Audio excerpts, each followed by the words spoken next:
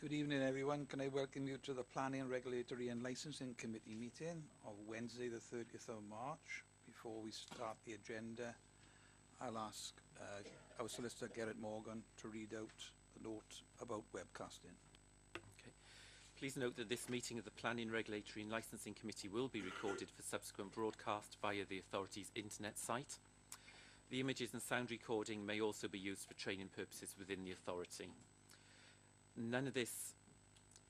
The whole of this meeting is being recorded, and the public seating areas will be in view of the camera, and by entering the chamber and using the public seating area, members of the public are consenting to being filmed and to the possible use of those images and sound recordings as outlined above. And just in case anybody got their mobile phone on, could you please put that on silent? I'll go to the agenda. Any apologies for absence? Councillor Howard Barrett has already given his apologies. Item 2. Give my apologies, I've got to leave at 10 to 6. Item 2, any declarations of interest, take into account A and B on the agenda. Councillor Goldsworth. Yeah, I'd like to declare an interest in item 3 and item 5, Chair, as I'm a member of the Borough Community Council.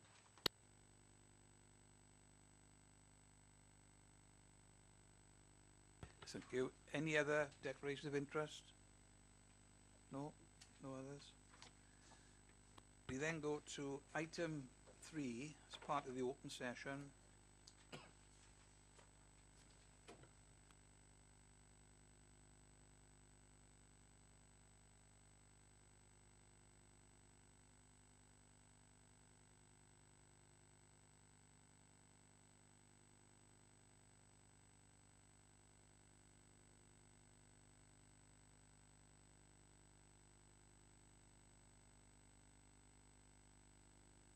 Okay.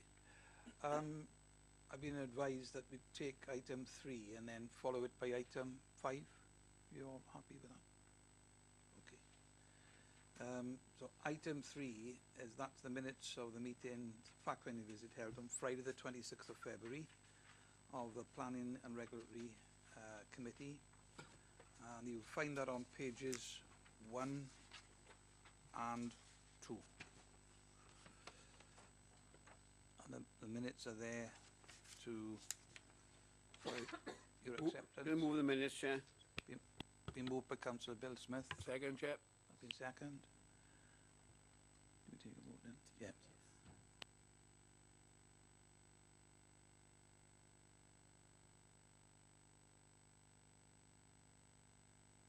Not yet. We did it.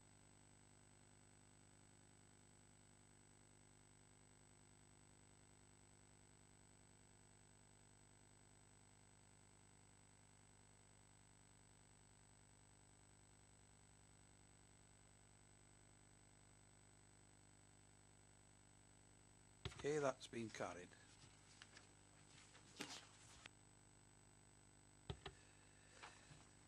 So we go to, miss out item 4 for the time being, go to item 5, and that's the application for P/15/0254. That's land to the southwest of Bryn Reddin and to the north of Nantavedo Farm, Biddenog, and it's pages 5 to 20. David Cross is going to take us through. Thank you, Chair. This application relates to a proposed solar farm on an area of land measuring approximately 9 hectares, located 0.36 kilometres to the southwest of the main settlement of Bedlinog. The proposal involves the erection of rows of solar panels mounted on steel frames with associated infrastructure, which includes substations, inverter stations, a storeroom, access tracks and hard standing areas, as well as boundary fencing and CCTV.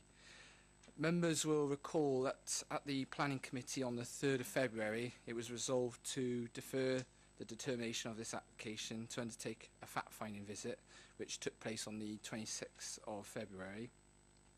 The main issues raised during that visit centred around the location of the development and the potential impact it would have on the character of the landscape, visual amenity and the character of the Bedlinog Conservation Area. Members were able to visit a number of locations around Bedlinog to view the application site from various vantage points as well. During the fact-finding visit, the landscape architect highlighted his concerns with the proposed development and the potential impact it would have on the character of the landscape and the visual impacts on the surrounding area. It's considered that no new issues were raised during that fact-finding visit that would support a change in the original recommendation to refuse the application for the 2 reasons set out on pages 19 of the report.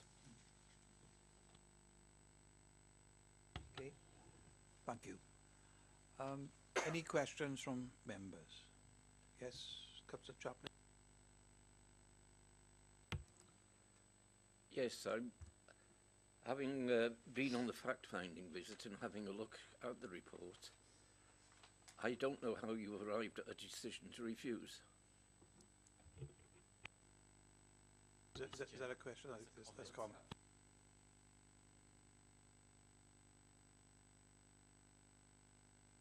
Sorry, could you put your speaker on, please? To have been given to a number of officers of the council and statutory undertakers who had no objection. I'm not quite sure what you mean by limited weight. I would say, you know, proportional weight has been applied to all of the consultation responses. I presume you're referring to the differing opinions from like NRW and CADU's comments which differ obviously to our own landscape architect's comments and heritage officer.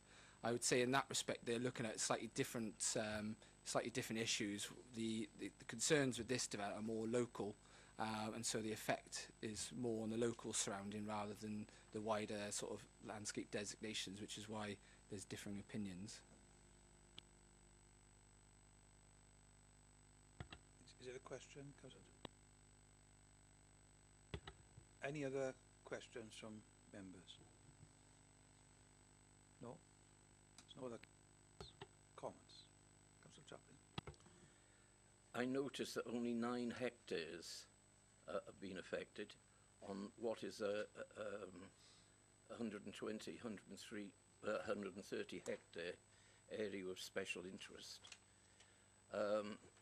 On the fact-finding visit, the only area where there was a prominent view of the site is when we came down from the cemetery and you had an open view there.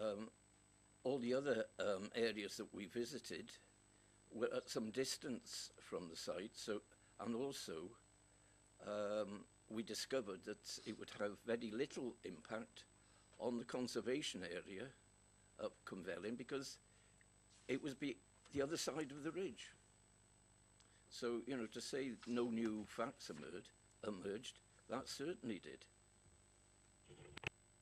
Councillor Mansbridge. On that point, Mr. Chairman, the council's conservation officer, heritage and conservation officer, admitted that only the tips of the solar panels would be viewed from the middle of the village. In fact, you would have to travel some distance and further up the side of the mountain to see more of it. Councillor Smart. Thank you, Chair. My first question, Councillor, You're on comments now? You're on comments. the fact that some statutory bodies did not object does not mean that they are in favour, I take it. Would I be right in saying that, perhaps? I know it's a question, but you know, people are entitled not to respond to planning matters. Councillor Smart, I mean, the fact that someone has made no comment, I don't think you can draw an inference one way or the other. It is simply a no comment. I just wanted to make that point because Councillor Chaplin seemed to imply that. But what we've got to think about is that even though it might not affect the conservation area of Bydlinog, it does affect the rest of the village and the surrounding area, approaches to and from it. And if we are, as a local authority, are trying to encourage tourism as a means of creating jobs in our area, particularly in the Tydfil Valley, we should look at this very seriously indeed. Because the site will actually cover what is equivalent to 8.5 football pitches. It's not a small development, it's an extremely large development which will have an impact far and beyond the village of Bilinog, and it'll have an impact on our tourism strategy as well. Thank you. Any other comments from members? Amongst the objections, Mr. Chairman, is the road is the access to the site. And the access to the site is going to come from Trearis. It's going to affect more people in Ernie's ward than over in Bedlinog. Right. Any other comments from members? Yeah. Mr. Chairman, can I say that the council ought to take due regard to section 1210 on page 11, where it says the council has a proposal to play and meet the identified national, UK, European and targets potential for renewable energy, including the contribution to cutting out greenhouse gases. Yes, Councillor Smart. I think we're on very dangerous ground when it comes to that, Chair, because at the end of the day, if the council has a duty to provide renewable energy, and we should ignore local planning issues on the basis of a national energy policy, which is what Councillor Mansbridge seems to believe, then we would have Cavanta's incinerator at the top of Dowless. So, you know, the door swings both ways. And local planning issues should not be outweighed by national planning or national energy policy. We have to take into account local planning issues and local concerns, local objections. I don't want Cavanta here, and I certainly don't want this. Okay. Any other comments? I think we've had it. Councillor Chaplin. I totally disagree with Councillor Smart's interpretation of national planning policy. National planning policy and local planning policy are one and the same thing. Okay. Any Councillor Smart? Briefly, Chair, I didn't say national planning policy, I said national energy policy. Okay. Any other comments? If not, you'll see the recommendation, which is on page 19. The recommendation is for refusal for two reasons there. Can I ask for a mover and a seconder, please? I move, Chair. Being moved by Councillor Smart. Is there a seconder?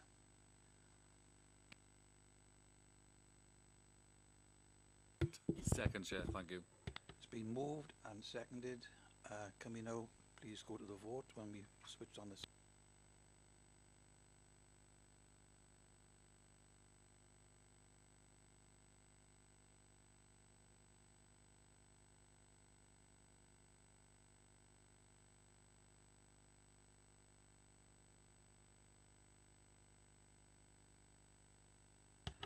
And that is carried.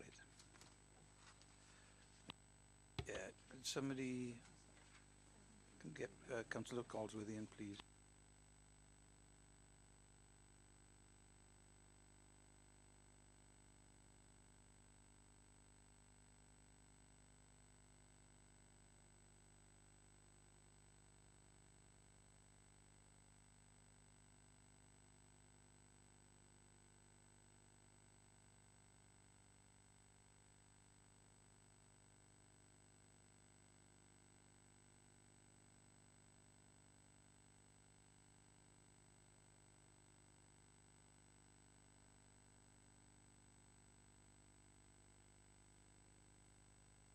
Now we go back to item 4. That's the minutes of the meeting on Tuesday the 15th of March of the Planning and Regulatory Committee fact-finding visit, pages 3 and 4.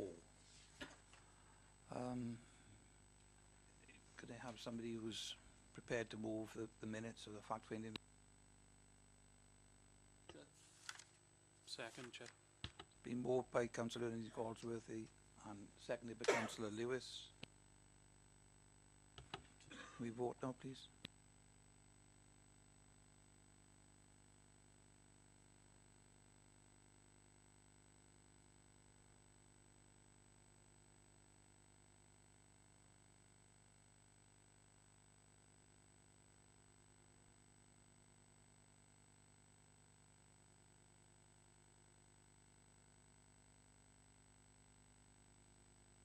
That's carried. Okay. Now we go to item 6. That's P/15/0433. That's land to the rear of 9 to 50 Newton Street, Abercanet. And that's to consider report of the corporate director, pages 21 to 30. David? Thanks, Chair. This application relates to the erection of a proposed dwelling on land to the rear of Newton Street. The proposal also includes the construction of a barn stroke workshop, a car shelter and the creation of a new driveway that links onto the Taff Trail. Members will recall that at the Planning Committee on the 2nd of March it was resolved to defer the determination of the application until a fact-finding visit had taken place, which was carried out on the 15th of March. The main issues raised during that fact-finding visit centred on the proposed access into the site, which, as I say, runs along the Taff Trail, and the potential highway safety implications this would have for other users of that trail, such as pedestrians and cyclists. It was confirmed during the fact-finding visit that the highway engineers were satisfied with the proposed means of access into the site, and that they did not highlight any significant highway safety concerns. In this respect, it's noted that the Taff Trail is already used to provide vehicle access to a number of nearby properties, and as such, drivers, cyclists and pedestrians are considered to likely take a more cautious approach to when travelling along that section of the Taff Trail. To ensure the applicant is aware of the need to keep the right-of-way clear at all times, it's suggested that an informative is also attached to any permission, the wording of which is set out in italics on page 22 of the report. It suggested that this would be attached to any permissions. As a result of the fact-finding visit, no new issues were raised which would otherwise support a change in the original recommendation, which is to approve the application subject to 10 conditions set out on pages 28 to 30 of the report. Thank you, David. Any questions from members? No questions? Comments from members? Yes, Councillor Chaplin? I did notice during the visit that some trees had already been taken down. What we must be careful of is that work does not take place prior to the grant of planning permission. Any other comments? Yes, Councillor Lewis. Just to state that having seen the plans of the build, the eco-style build fits in very well with the surrounding environment. Okay, any other comments from members? No?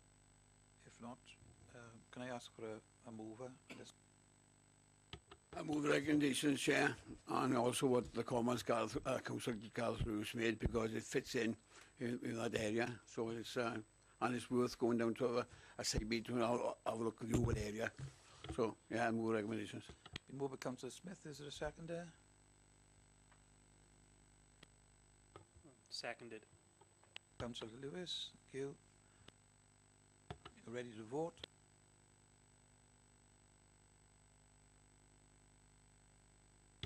And that's been carried. Back to the agenda. Item 7 is the pre-application planning consent. It's an information report. And item 8 is the delegated decision report list from the 1st to the 29th of February. Item 9 any other business as deemed urgent by the chair? I have none. And I declare the meeting closed, but